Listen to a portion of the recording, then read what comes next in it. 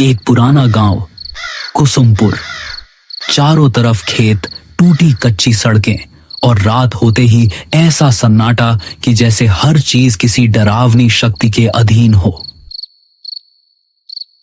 यहां गांव में कुछ दिनों से रात में लोग एक एक करके गायब हो रहे हैं और इन्हें कौन गायब कर रहा है ये कोई नहीं जानता। इस वजह से यहां के लोग रात में बाहर निकलने से डर रहे हैं। वीरेंद्र शहर में रह रहा था। उसके पिता की हाल ही में मौत हुई थी और अब उसे अपने पुश्तैनी घर और जमीन के कागज पूरे करने के लिए कुसुमपुर लौटना पड़ रहा था। शाम का समय था। आकाश में हल्की धुंध थी और सड़कें लगभग अंधेरी। वीरेंद्र ऑटो में बैठा गांव की ओर बढ़ रहा था। ऑटो वाला चुपचाप ड्राइव कर रहा था। वीरेंद्र ने मजाक में कहा, भाई रात में तो काफी सुनसान रहता है यहाँ।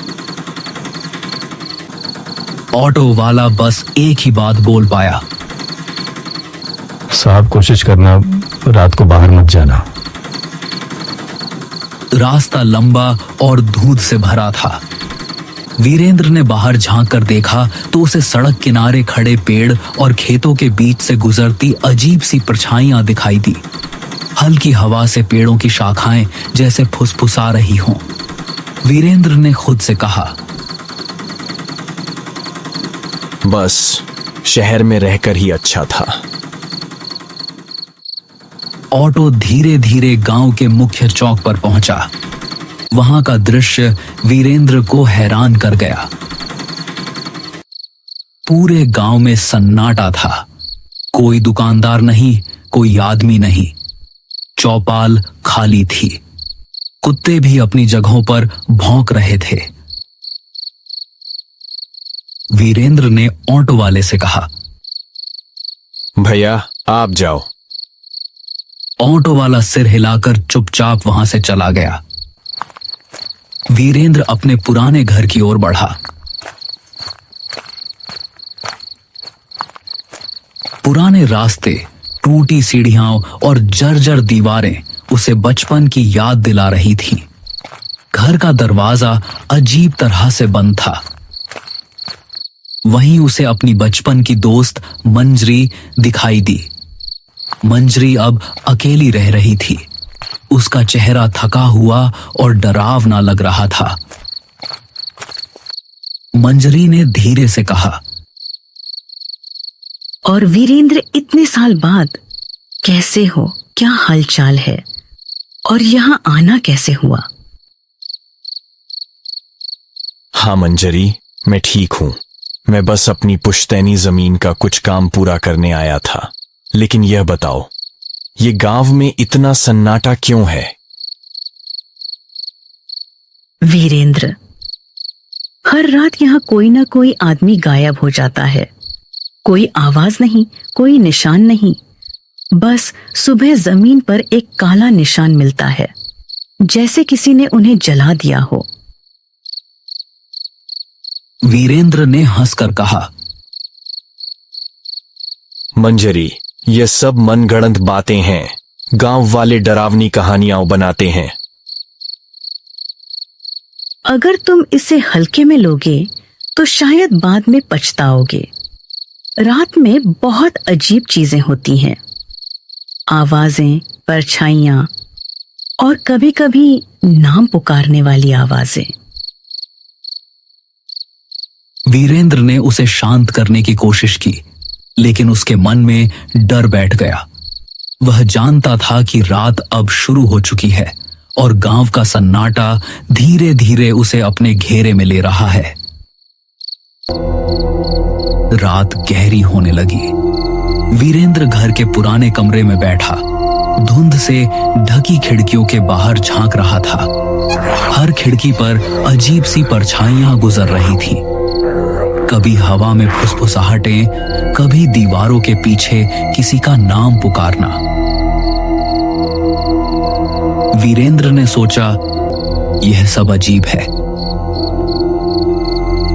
लेकिन उसके पास समय कम था। वो डरते डरते सोया। अगले दिन जमीन और घर के कागज कंप्लीट करने थे। वो धीरे धीरे गांव की गलियों में घूमना शुरू करता है। वहां हर घर का दरवाजा जल्दी बंद होता है। कोई बाहर नहीं दिखता। चौपाल बिल्कुल खाली। कुत्ते भी अजीब तरह से घूर रहे थे। वीरेंद्र ने महसूस किया कि जैसे हर कोई डर के साए में रह रहा हो। तभी उसे गांव का पुराना पंडित दिखाई दिया। पंडित बुजुर्ग और गंभीर थे। उनका चेहरा समय की मार झेल चुका था। पंडित ने वीरेंद्र को देखते ही गंभीर स्वर में कहा, वीरेंद्र, तुम यहां क्या करने आए हो? पिताजी के जमीन के कागज पूरे करने, लेकिन ये सब अजीब क्यों है? यह गांव शापित है और यह श्राप उसी जमीन से जुड़ा है जो तुम्हारे परिवार की थी। वीरेंद्र हैरान रह गया। उसने पूछा, कैसा श्राप? तुम्हारे दादा ने इस जमीन पर एक मंदिर गिरवाया था। उस मंदिर में एक रक्षक की आत्मा थी जो गांव की रक्षा करती थी।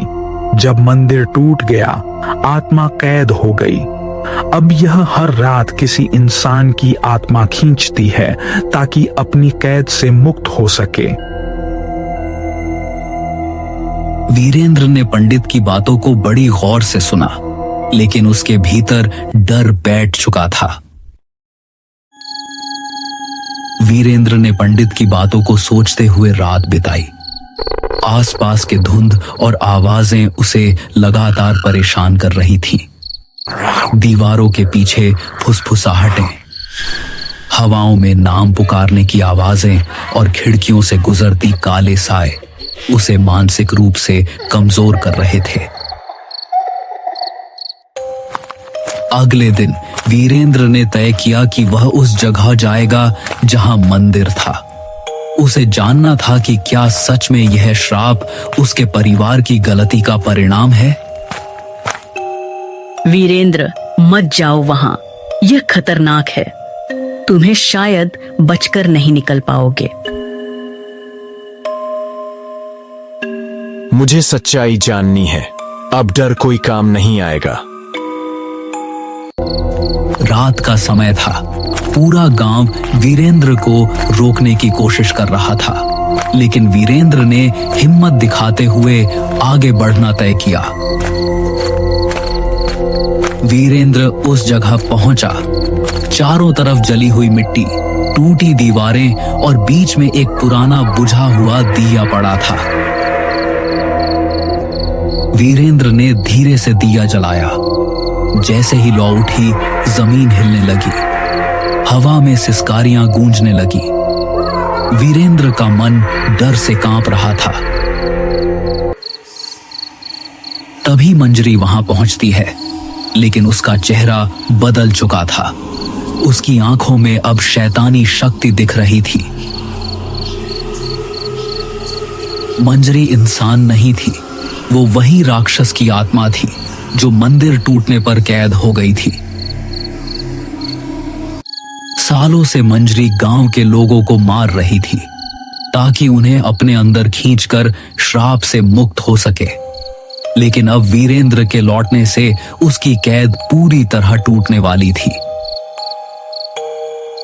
मैं अब तुम्हें नहीं छोड़ूंगी। तुम्हें निगलने के बाद मैं इस श्राप से मुक्त हो जाऊंगी।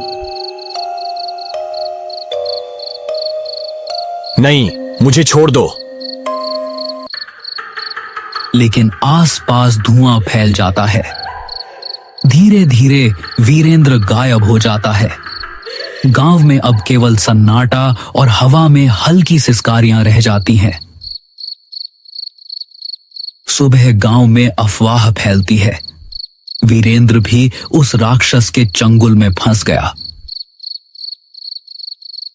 गांव के लोग अब और अधिक डर के साए में जीने लगते हैं।